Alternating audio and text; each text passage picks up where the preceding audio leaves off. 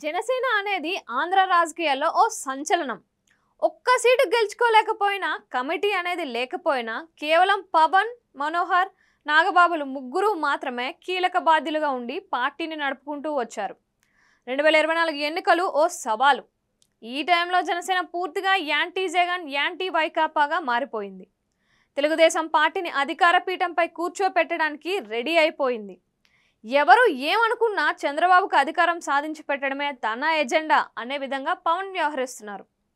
40 చోట్ల పోటీ చేస్తారేమో అనుకుంటే అందులో సగం చోట్ల మాత్రమే పోటీ చేస్తున్నారు.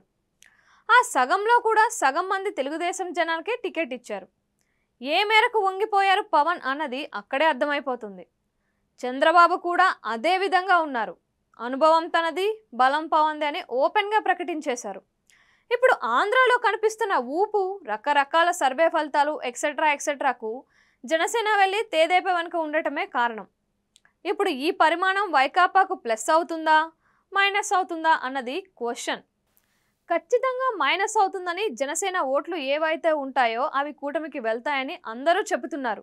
కానీ కాస్త దీనికి భిన్నంగా ఆలోచిస్తే 175 స్థానాలకు పట్టుమని 25 చోట్ల కూడా పోటీ చేయడం లేదు జనసేన. 150 స్థానాల్లో సరైన కమిటీలే లేవు, కంట్రోలు లేదు. ఇక్కడ అంతా ఓటు బదిలీ జరిగితేనే తెలుగుదేశం అధికారంలోకి వచ్చేది. అది జరగాలి అంటే తెలుగుదేశం జనాలు అక్కడ జనసేన జనాలకు దగ్గరగా తీయాలి. కానీ పైన నాయకులు కలిసిపోయినంత మాత్రాన ఇక్కడ లోకల్ లీడర్లు కలవడం అంత సులువు కాదు. పైగా తెలుగుదేశం పార్టీ, దాని నాయకులు, కార్యకర్తలు ఎలా ఉన్నారంటే రేపే చంద్రబాబు ప్రమాణ స్వీకారం చేస్తారు అన్న రేంజ్లో ఉన్నారు.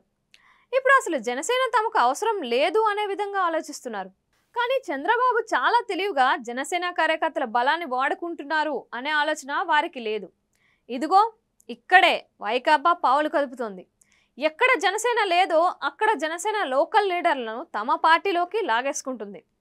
ప్రతి చోట ఇప్పుడు అదే కార్యక్రమం జరుగుతోంది. జనసేన పోటీ చేయని చోట అంతా లోకల్ లీడర్లు వైకాపా కండుగా కప్పుకుంటున్నారు. వారికి ఓట్ బ్యాంక్ లేదని, వెళ్ళినా నష్టం లేదని Janasena hard core social media handles సర్ది చెబుతున్నాయి. మరి లోకల్ లీడర్లకు బలం లేదు, ఓట్ బ్యాంకు లేదు అంటే జనసేనకు ఎక్కడి నుంచి ఉన్నట్లు? పోల్ మేనేజ్మెంట్ ఎవరు చేస్తున్నారు? కార్యకర్తలు అన్నాక ఎవరో ఒకరికి జవాబుదారీ ఉంటుంది, నాయకత్వం ఉంటుంది. కానీ వాళ్ళంతా వైకాపాలోకి వెళ్తే వీళ్ళను గైడ్ చేసేది ఎవరు? భాజపా అంటే సాంప్రదాయంగా అభిమానించే ఓటర్లు లేకపోలేదు. కానీ ఎందుకు ఓట్లు ఎన్నో కొన్ని పడటం లేదు? ఎందుకంటే లోకల్ కేడర్ అనేది లేకపోవడం వల్ల. జనసేన ఇప్పుడు దృష్టి పెట్టాల్సింది పోటీ చేస్తున్న స్థానాల మీద కాదు, చేయని స్థానాల మీద, అక్కడ పార్టీని పదిలంగా ఉంచడం మీద. కానీ ఈ దిశగా ఆలోచించే అవకాశం ఇప్పుడు జనసేనకు లేదు. ఇప్పటి వరకు జనసేన కార్యక్రమాలన్నీ నాదెండ్ల మనోహర్ చూసేవారు. తన స్వంత నియోజకవర్గంలో తాను గెలవడం మీద దృష్టి పెట్టారు. పవన్ కళ్యాణ్ తను పోటీ చేస్తున్న పిఠాపురం, అలాగే తమ పార్టీ పోటీ చేస్తున్న స్థానాల మీద దృష్టి పెట్టారు. నిజానికి గత 5 ఏళ్లుగా పార్టీని బలంగా బిల్డ్ చేసి ఉంటే ఇప్పుడు కొంతమంది జారిపోయినా ఇబ్బంది ఉండేది కాదు. కానీ అలా చేయలేదు. ఇప్పుడు ఓట్ల బదిలీ జరిగేది కేవలం హార్డ్ కోర్ యాంటీ జగన్ అనేవాళ్ళు జనసేనలో ఉంటేనే.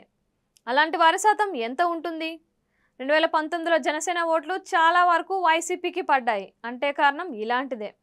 అంతేకాక ఆ జన్మ వైరం అనే మాదిరిగా ఇచ్చాపురం నుంచి ప్రకాశం జిల్లా వరకు వివిధ కులాల మధ్య వైరుధ్యం బలంగా అలాగే ఉంది. ఇవన్నీ అక్కడ జనసేన పోటీ చేస్తే ఒకలా ఉంటుంది, లేదంటే మరోలా ఉంటుంది. అందువల్ల వైకాపా ఓటమికి కారణమైన జనసేననే, విజయానికి కారణమైన జనసేననే. మధ్యలో తేదేపా మాత్రం తన అనుకూల మీడియా మీద, అదృష్టం మీద భారం వేసి కూర్చోవాల్సిందే.